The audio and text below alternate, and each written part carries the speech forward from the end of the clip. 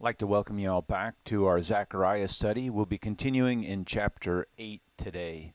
Hopefully, it hasn't been too long since you watched chapter 7 or you read chapter 7.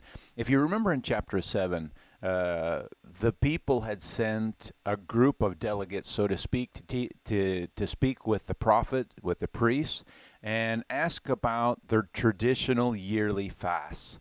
And of course, the question that God had sent back to them is, why are you doing it? And so, as we get into chapter 8, we're going to see a little bit more about these fasts and also the mind of God and what He's hoping to accomplish. One of the things we have to remember as we're going through the book of Zechariah, there's actually two parts prophetically about our day in Zechariah. We have the what I would call the road markers, which is, starting from chapter 1 and ending at chapter 14. And the road markers are those chapters that tell us events that are happening that can give us time periods. And so as we see those road markers through the different chapters, we can kind of get an idea, okay, this is where we are in this conglomerate of prophecies. The other side of this prophetic side of Zechariah is the meat of what's in it. Not only are we proceeding from chapter 1 to chapter 14, but God is also talking to his people and trying to help them understand, yes, these events are happening, but more important even than these events and the mile markers, so to speak, that they represent, more important than that is why this is all happening. And so he gets in and he talks to the people about who they are and what they are as God's people. And of course, chapter 7, chapter 8 kind of bring in this a little bit. They're not per se in any way mile markers that we can actually point at and say, okay, this just happened. But what they are is a description of God's people. It lets us know who they were and why all of this was happening, and we can then translate that to ourselves. Are we doing the same thing? Are we repeating this? Because this is really what a lot of history, especially when we talk about the scriptures in themselves, is one of the major points of history, seeing patterns. And as we see those patterns, we need to translate them into our own life. And that way, we can imitate the good patterns that had good outcomes, and we can avoid the bad patterns that had bad outcomes. So, without anything more, let's go ahead and get into chapter 8 of Zechariah. And we're going to start out in verse 1 through 4. Again, the question in the previous chapter was about their traditional days of fasting. And so this is what God says as he opens up chapter 8. Again, the word of the Lord of hosts came to me, saying, Thus saith the Lord of hosts, I was jealous for Zion with a great jealousy, and I was jealous for her with great fury.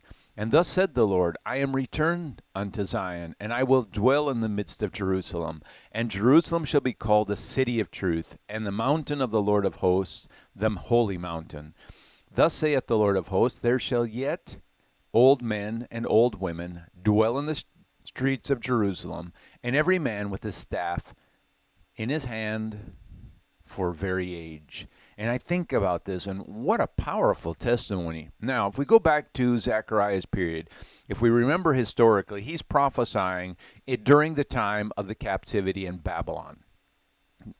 His prophecy is right towards the end of the captivity. They're about to return back to Jerusalem, begin rebuilding the temple, begin rebuilding the walls around Jerusalem. Of course, we can go back into the Old Testament and read the book of Nehemiah, read the book of Esdras, and we will find that this was not a time of peace or tranquility. It was a very difficult time.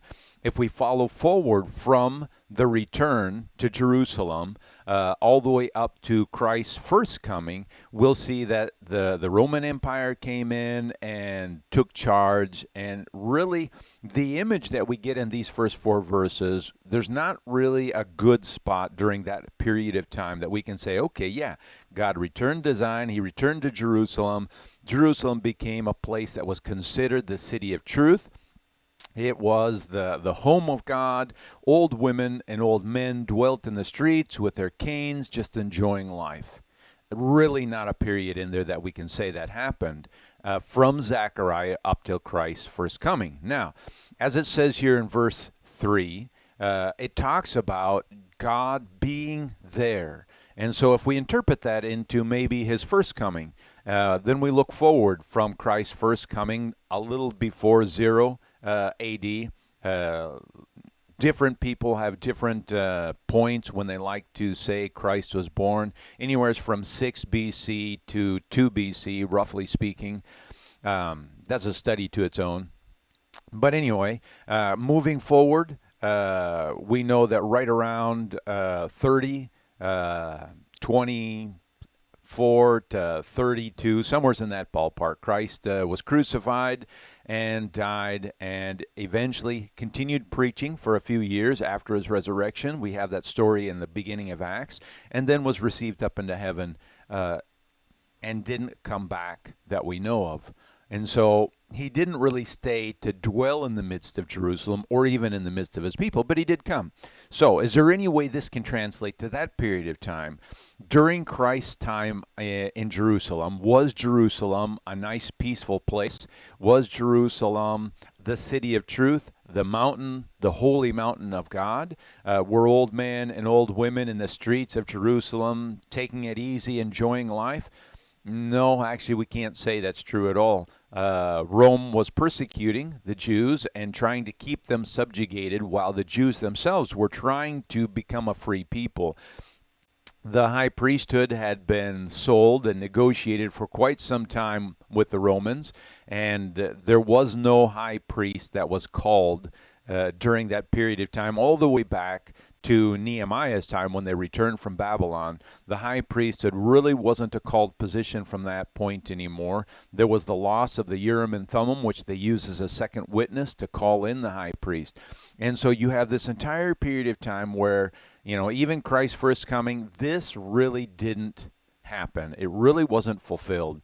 And of course, we know right around 70, 72, Titus came in with the Roman legions and wiped out Jerusalem and eventually Masada. And the few Jews, the few Israelites that were left of whatever tribe they were scattered. Those that didn't die under Titus's campaign were scattered to the four winds. And so we don't really see, again, a fulfillment of this.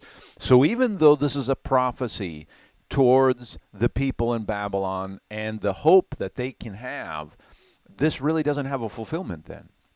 So we have to assume that its more literal fulfillment has to be in Christ's second coming. It has to be something that's ahead of us. Of course, if we've watched history in our period of time, of course, I'm recording this in 2020. We know that Jerusalem was restored, began its restoration back in the 1800s with several very important events that happened. In the 1900s, 1947, roughly speaking, Israel received its independence as a nation once more. And we see in 1960s, 67, right around there, Jerusalem became an integral part of Israel again, even though technically they didn't possess it. And then now in 2018, we know that Jerusalem actually was recognized by the bulk of the world as being the capital of Israel. And so we can see processes that are bringing us to this point. But, if we look at the news today in Israel, we still don't quite see this. We don't see a Jerusalem that's called the city of truth. We don't see a Jerusalem that's called the mountain of the Lord of hosts. We don't see a Jerusalem where the old men and old women are sitting out in the streets without any worry about what's going to happen. Actually, they worry quite constantly for terrorist attacks and missile launches. And so, but we can see that this could be coming up in the very near future. And so let's continue in verses 5 through 8. It says, "And the streets of the city shall be full of boys and girls playing in the streets thereof. Thus saith the Lord of hosts, if it be marvelous in the eyes of the remnant of this people, in these days should it also be marvelous in mine eyes, saith the Lord of hosts. Thus saith the Lord of hosts, behold, I will save my people from the east country and from the west. And I will bring them, and they shall dwell in the midst of Jerusalem, and they shall be my people, and I will be their God in truth and in righteousness." And of course, those last words are probably the most important. in truth and in righteousness. And that's what we're looking at. This is what we're hoping towards. And so, can we look at Jerusalem today and see they believe in the Messiah? They believe in the truth as is given in the New Testament and also the Old Testament. Are they living in righteousness? I would say probably not yet. Are they moving that way? Could be. I think that there are probably many people in Israel that are beginning to recognize the Messiah. I don't know numbers. Only God can know the hearts of people. But I can see a movement that looks like it's going this way. But I can also see that there's something missing here. And of course, God brings in another piece to this when he says, I will save my people. Okay, and then in verse 6, he says, is this marvelous in the eyes of the remnant?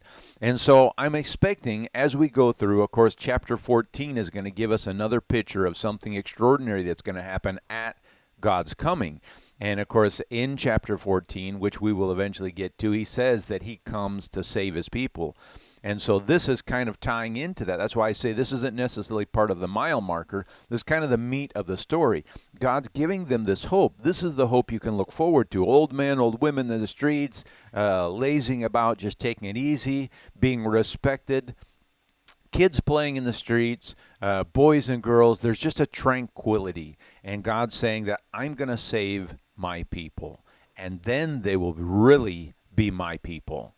And let's go on and continue into verse 9 through 11. Thus saith the Lord of hosts, let your hands be strong. And to me that's important because even in Zechariah's time, of course, when they leave Babylon and head back to rebuild, they rebuild under duress. Their neighbors don't want them to rebuild. Their neighbors don't want them to become a nation again. And they had to be strong, both in valor and in might. And of course, I think about today in all that could be happening prophetically as we see the book of Revelations becoming fulfilled up into the last chapters. There is around us worry and difficulty. And of course, if there is something that's going to happen, as is hinted at in the previous verses, where there's only a remnant left, and God has to come in and save his people, and of course, we'll see another piece of this in chapter 14, as I said, then God's people's hands have to be strong. That means that we're going to have to be valiant. As things are happening around us, as we're seeing the world, so to speak, turn to chaos, we have to be the strong people. I love it in chapter, I don't remember, 2 or 3 of Revelations. It talks about the letters to the 7 churches. I think it's actually in chapter 3. Probably the second or third letter, I don't remember. But it talks about those who overcome. It says, I will make them pillars in the temple or the house of my God. And I think about a pillar. A pillar is something that's strong. It's something that's steady. It's not moving around. It's not flexible. It just stands there supporting the weight of the world, so to speak. And I think that's what God's calling us up to be. He wants us to be these strong, steady people. Even though chaos is mounting around us, there may be diseases, pandemics, and who knows what else, but we are to be the strong people. We are not to be the scared people who are running and hiding under rocks and blaspheming God and shaking our fist at God because we don't understand what's happening. We're to be the pillars. We're to be the people who are the base of the pillar is on a rock.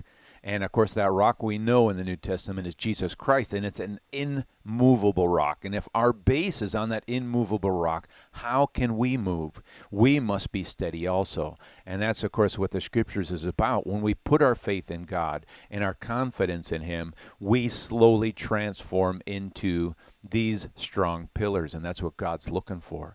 And so let's continue. He says, thus saith the Lord of hosts, let your hands be strong, ye that hear in these days these words by the mouth of the prophets, which were in the days that the foundation of the house of the Lord of hosts was laid, that the temple might be built. And so you have two pieces really coming together in this verse.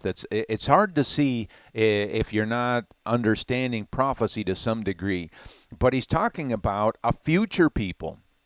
He says, those of you that are hearing these words by the mouth of the prophets. And so someone else in the future is prophetically reiterating these words that were spoken of in days of the foundation of the Lord, the foundation of when the temple would be built. And so all the way back into Zechariah's time, these words were being spoken, but at some time in the future, these words would be again spoken. Those that hear these words in these days, you are the ones who your hands need to be strong. Verse 10, for behold, these days there was no hire for man, no hire for beast, neither was there any peace to him that went out or came in because of the affliction. For I set all men every one against his neighbor. And so we have this difficulty happening in verse 10. We have, number one, this division. I set every man one against his neighbor. And so this is not a good thing. This is a bad thing. This is what provokes us to war, battle, hatred, etc. He set every man one against his neighbor. This is what's happening. And so as we look around us and we see the polarization of people, and people are splitting and pointing fingers and beginning to call out the opposite side by evil names or hateful names, this is what's happening. He says, pay attention. He says there will come a time when people will be under affliction. There's something happening. There's something that's afflicting the people, disease, pandemic, who knows what. Because of this affliction, this is what's in part causing this separation, this division among the people. But he says also in this time period, there's going to come a moment when things are going to shut down. There's no hire for man, no hire for beast, no peace to him that went out and came in. And so there's this difficulty where it sounds like businesses are shutting down, places are not opening their doors for working. In general, you see this halt in the economy because of something, and it's afflicting the people, and it's polarizing the people and dividing them one against another. Verse 11, but now I will not be unto the residue of this people as in the former days, saith the Lord of hosts. And so in the former days, God came against and punished his people. This time he's coming to save his people. This is an important piece.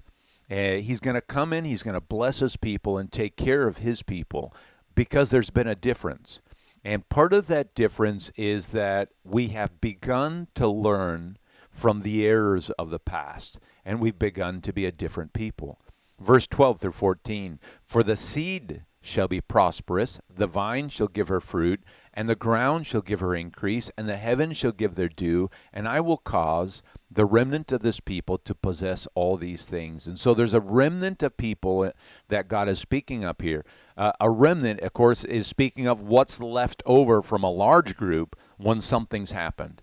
And so, you know, if you can think about a major tragedy, a major disease comes in, or a major war comes in, maybe the bulk of the population, for one reason or another, either leaves or dies.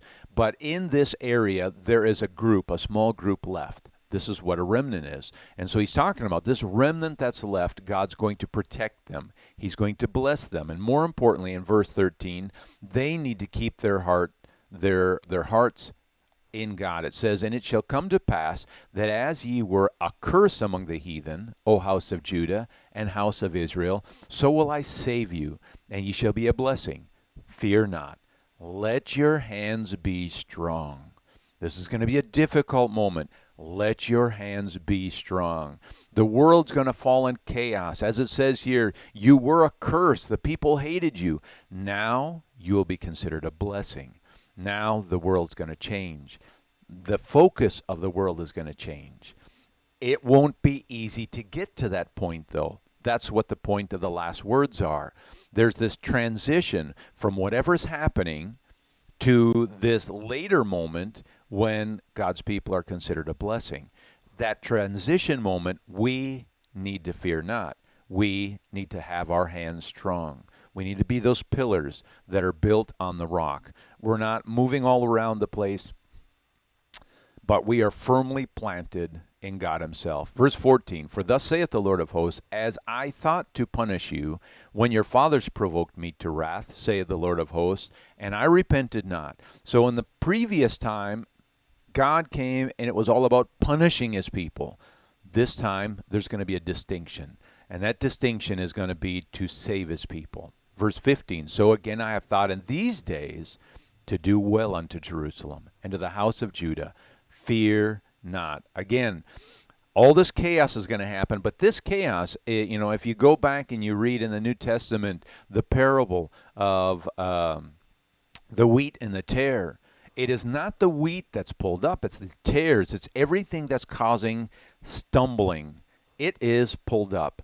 And that's what this is talking about. The wheat is going to be blessed in this moment. So God is saying, again, fear not. It's easy to fear when we see the world crumble around us. It's easy to fear when there may be global pandemics, global disease, maybe even economic shifts that crush the world, maybe crush our bank accounts and everything we know. It's easy to fear. God's forewarning us. Fear not. You who are hearing this in the future, he's saying, during Zechariah's time, you who are hearing these words that were written back in Zechariah's time, this is written for you. Fear not. Verse 16, these are the things that he shall do. Speak every man the truth to his neighbor. Execute the judgment of truth and peace in your gates. He's telling us, those of us who fear not, this is what we need to be concentrating on and focusing on. These are the things we should do. Number one, speaking every man the truth to his neighbor. We need to be very careful. In our day and age, there's a lot of fake news. There's a lot of news that is not necessarily fake, but the wording of the people reporting it is twisted in such a way to evoke certain emotions. So, he already told us that the events of this day would polarize us, that they would split the people. And so we need to be careful. We need to not be spreading those things that are dividing people. We need to speak every man truth to his neighbor. What does that mean? That means every news article, everything that we share, we need to hunt down and find the truth of it. And if we're going to share news, if we're going to share events, being careful that we're not sharing things that are causing this split, but rather that we're giving people information that causes them to choose wisely. Speak ye every man the truth to his neighbor. Very important in our day and age, especially as we read those previous verses and what's insinuated in them. It speaks of this polarization, which very likely could be a polarization spiritually, but also polarization politically.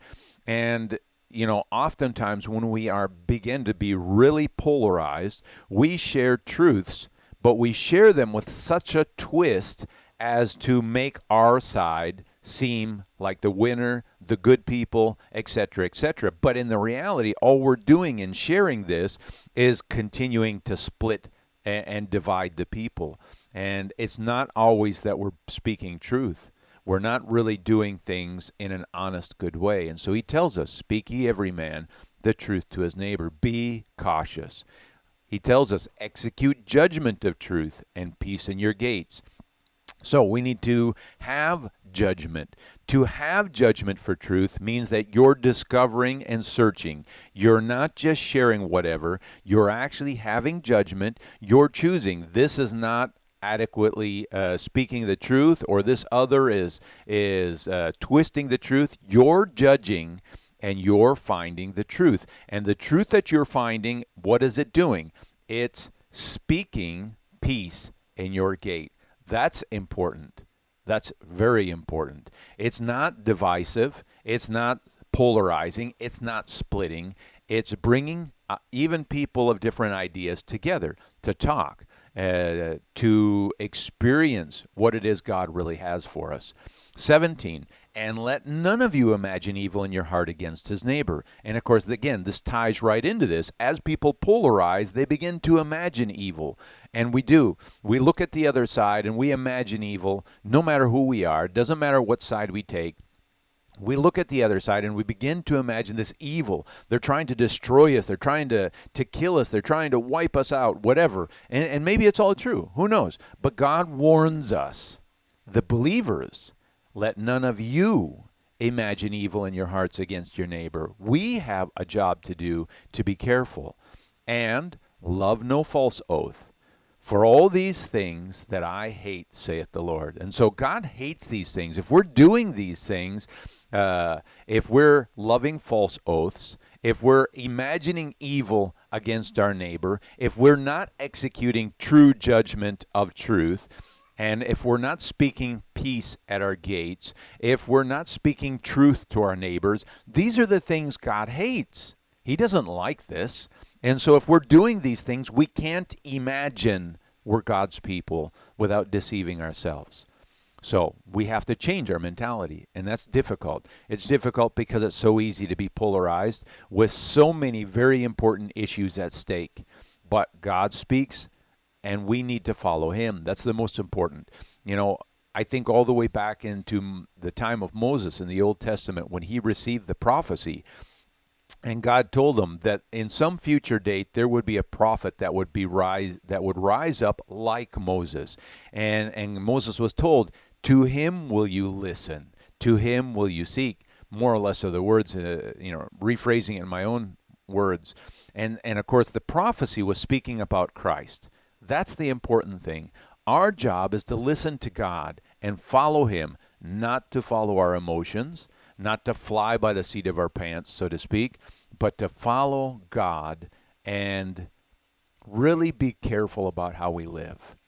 And it is difficult. The more the world goes to chaos, the more difficult it begins. And that's why we need to fear not, and our hands need to be strong. Verse 18, and the word of the Lord of hosts came unto me, saying, 19, thus saith the Lord of hosts, the fast of the 4th month, the fast of the 5th, the fast of the 7th, the fast of the 10th, shall be to the house of Judah for joy and gladness and cheerful feasts. Therefore love the truth and peace.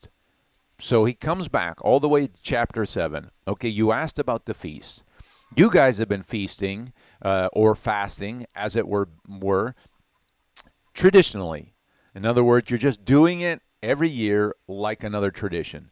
He's saying, don't do it this way. Turn your hearts, turn your minds towards truth and peace and love, and now come back.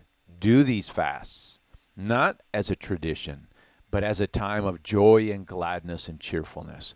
Come celebrating God. Come celebrating everything about God.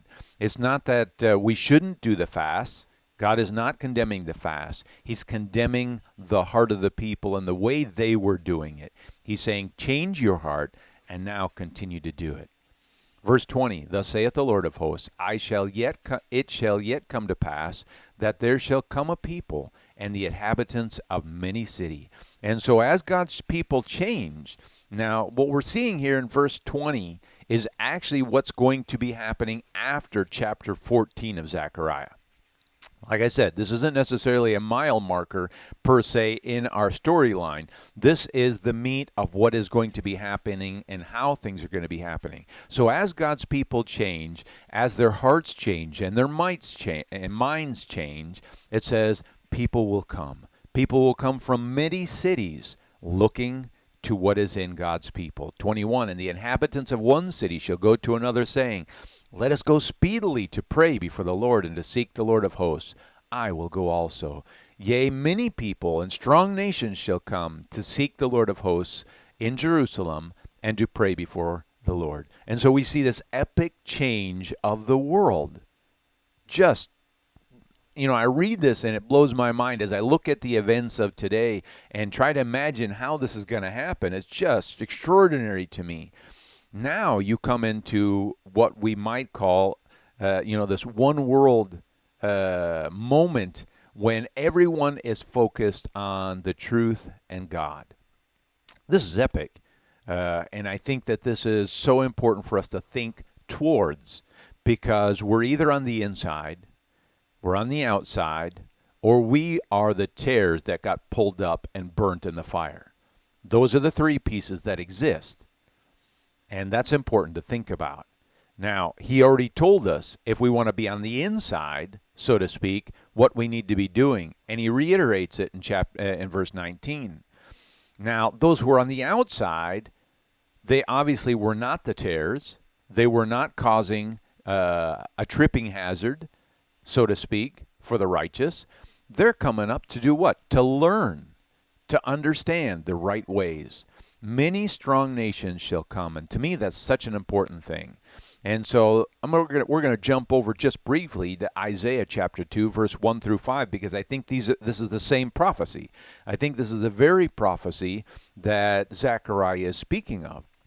It says in verse 1, "And the word of Isaiah the son of Amos saw concerning Judah and Jerusalem, and it shall come to pass that in the last day that the mountain of the Lord's house shall be established on top of the mountains, and it shall be exalted above all hills, and all nations shall flow unto it." And so this is what we're talking about. The mountain of the Lord's house is his nation, his people, however you want to term it.